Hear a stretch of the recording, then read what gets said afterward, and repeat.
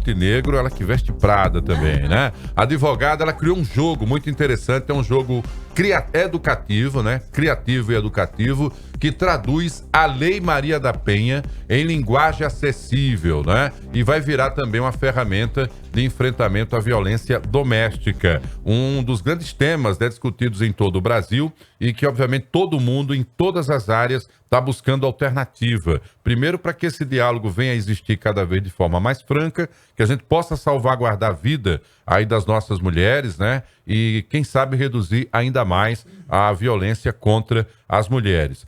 Doutora Amanda, como é que surgiu essa ideia de transformar um tema que é muito duro, em função do próprio surgimento da lei, né? A própria Maria da Penha, ela, vítima de uma violência, sobreviveu a isso, e você transformar de forma lúdica, mas ao mesmo tempo educativa. Muito bom dia. Bom dia. Bom dia. Inicialmente, eu gostaria de agradecer pelo espaço concedido para que a gente possa tratar desse tema tão urgente, né? Nós sabemos que estamos aí vivendo um momento de epidemia de violência doméstica.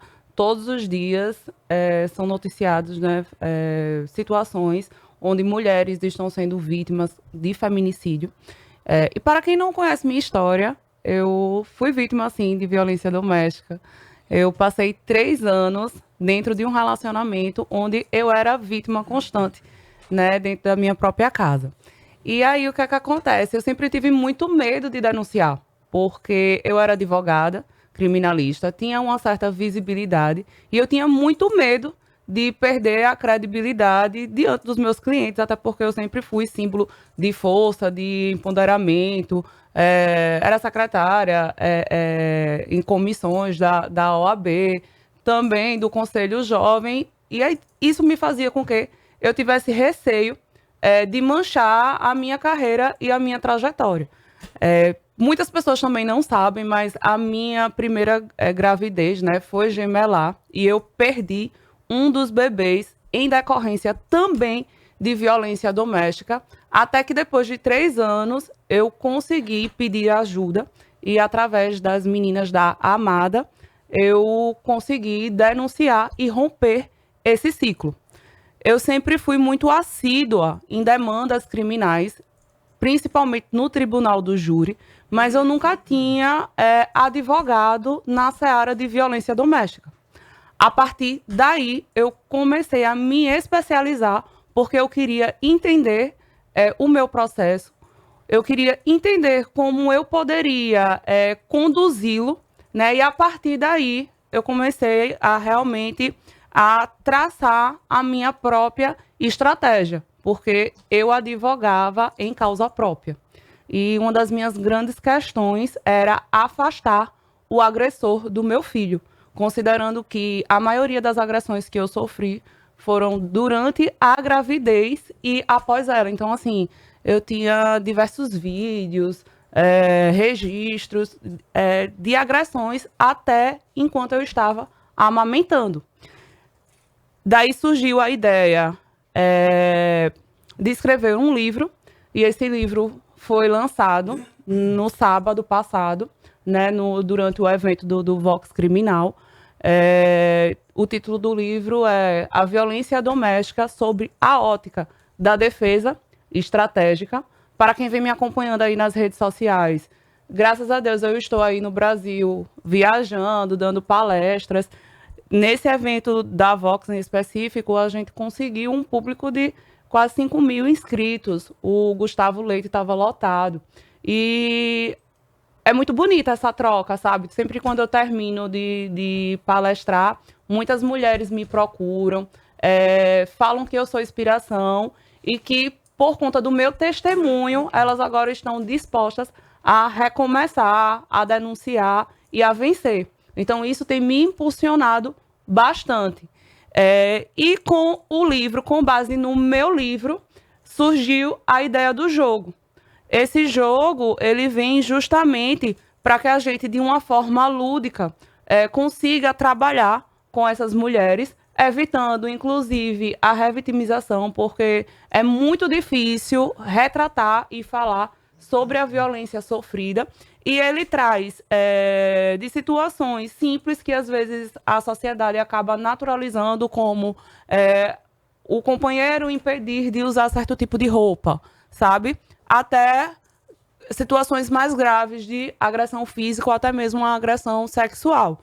Então, esse jogo, quando a gente inicia, né, com o tabuleiro, ele é dividido em 4 fases: a lua de mel, a tensão, a agressão e a culpa. Então, a gente consegue fazer o escalonamento e consegue, inclusive, compreender o nível de vulnerabilidade em que essa mulher está inserida.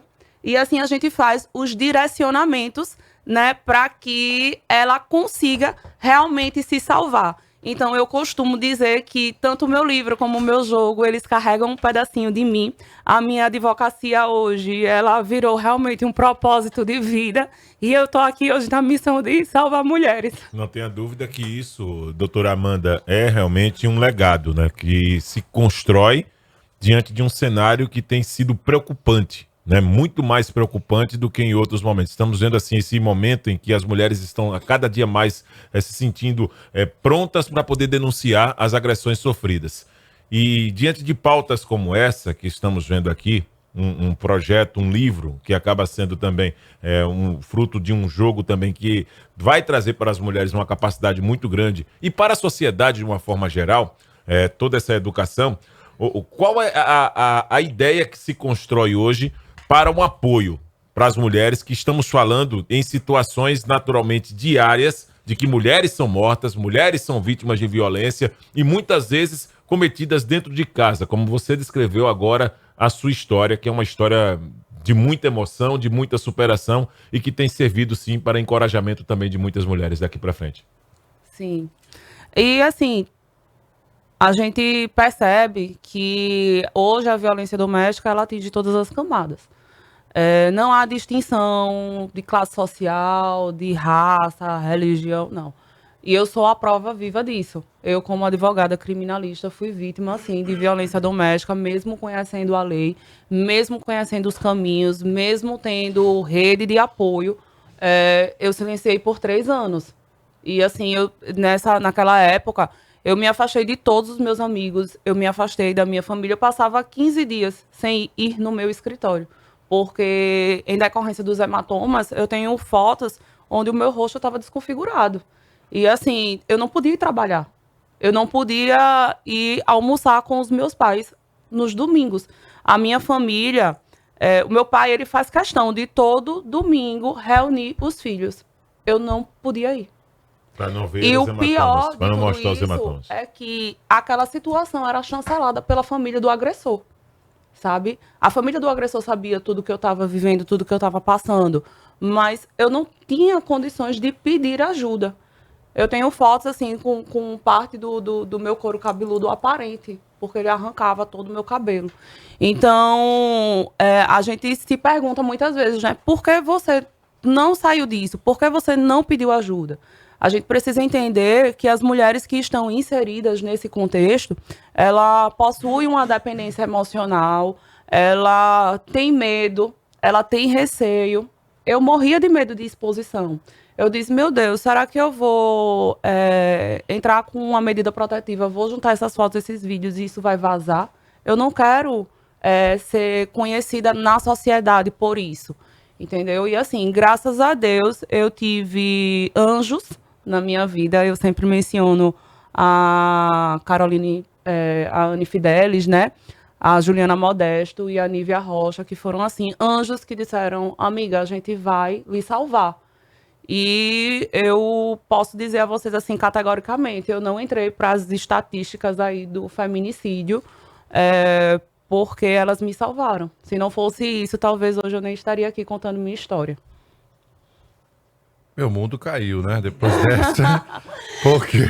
Eu sempre vim aqui meu dar mundo uma entrevista, caiu, mas ninguém imaginava. E eu lhe sigo, né, nas redes, né? Eu vejo a sua volta por cima, mas eu não entendia que escondia, ou pelo menos por trás de toda essa realidade, tinha isso, né?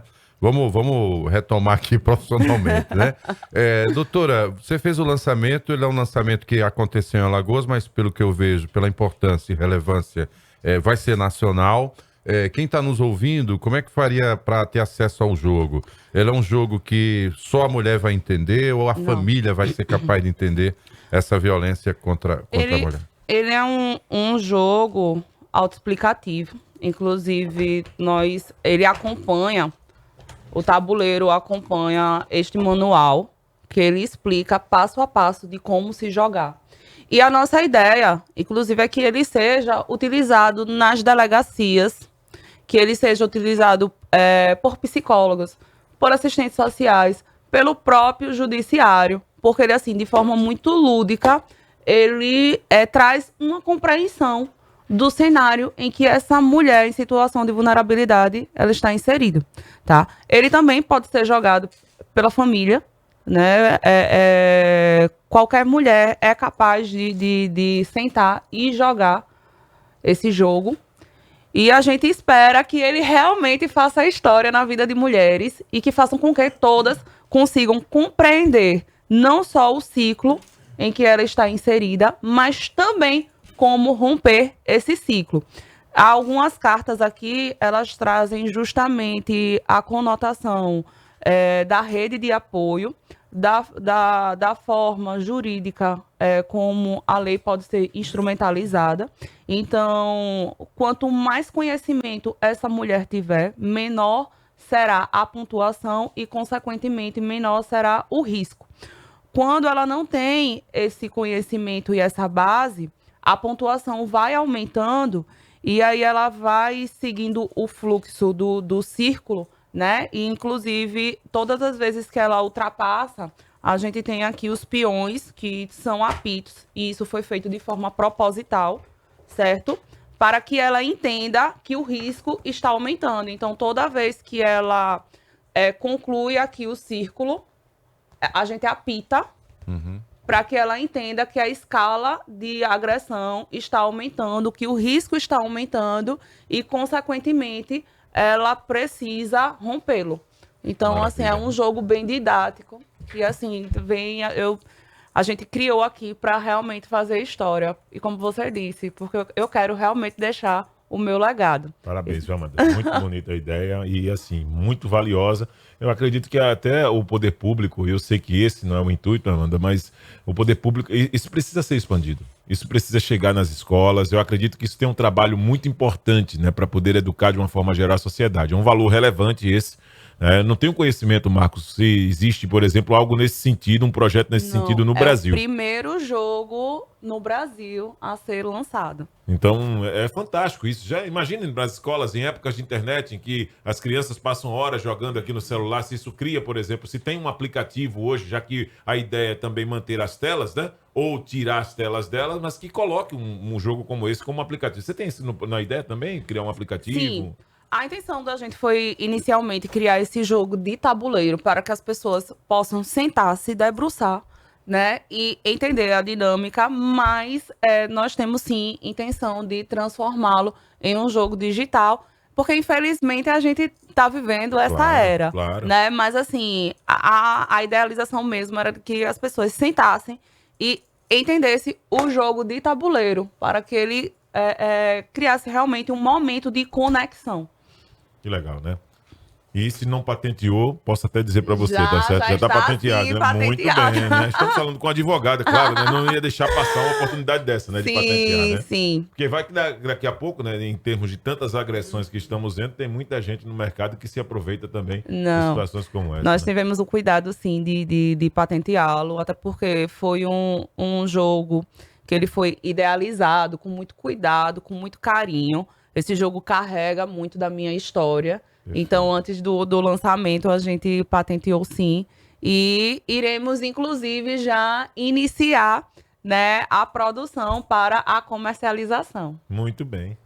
Tá aí, explicado, Marcos. 6 da manhã, 59 minutos, estamos chegando às 7 da manhã. Eu quero agradecer, né, a Amanda Montenegro.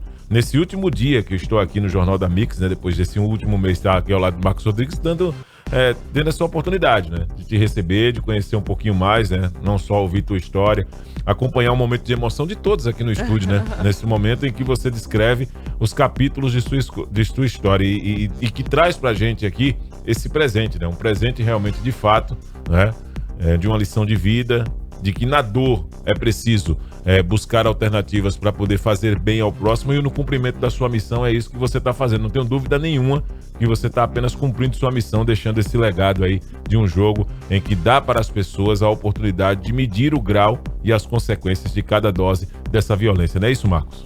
Pô, é isso aí, meu irmão. Concordo com o relator aí, né? Parabéns, Amanda. Parabéns. A gente já admirava você pela sua coragem como profissional, mas realmente hoje você... Quem é que aceita dar uma entrevista no dia 1º de maio, né? Só quem tem uma missão como essa, porque sabe que deve estar alcançando agora mulheres que estão acordando, né? E talvez passaram a noite sobre essa opressão de algum marido que chegou tarde, alcoolizado, usando como arma, ou desculpa, melhor dizendo, o álcool, para ter agredido, para ter abusado sexualmente dela, né, durante a noite. E de repente ela está ouvindo o programa de hoje. Então, quer dizer, para quem acreditava que esse programa não tinha que ter uma relevância no dia 1º de maio, ele passou a ter uma importância histórica, né? Que Deus continue abençoando você, o seu filho, que eu já vi também lá nas redes, né? Que ele seja um homem diferente, que entenda isso, enfim, em relação ao papel dele como ser humano, e que você continue, claro, influenciando positivamente outras mulheres. E a Amada encontrou justamente um espaço na Mix, e a gente teve a sensibilidade desde o primeiro dia que elas começaram a ocupar mais espaço. Essa tribuna sempre teve à disposição, o Boletim Gazeta também. Tive a oportunidade de entrevistar todas que você citou aí. Todas são mulheres muito fortes, né? Muito importantes nas suas áreas. E você hoje veio com essa história. Um abraço para sua família, né? Que acima de tudo lhe acolheu depois de entender as suas ausências, e que você volte mais vezes aqui. Obrigado. A gente vai para um rápido intervalo. Bom dia para você. Daqui a pouco a gente volta. Até já. Jornal Mix da Mix. Jornal da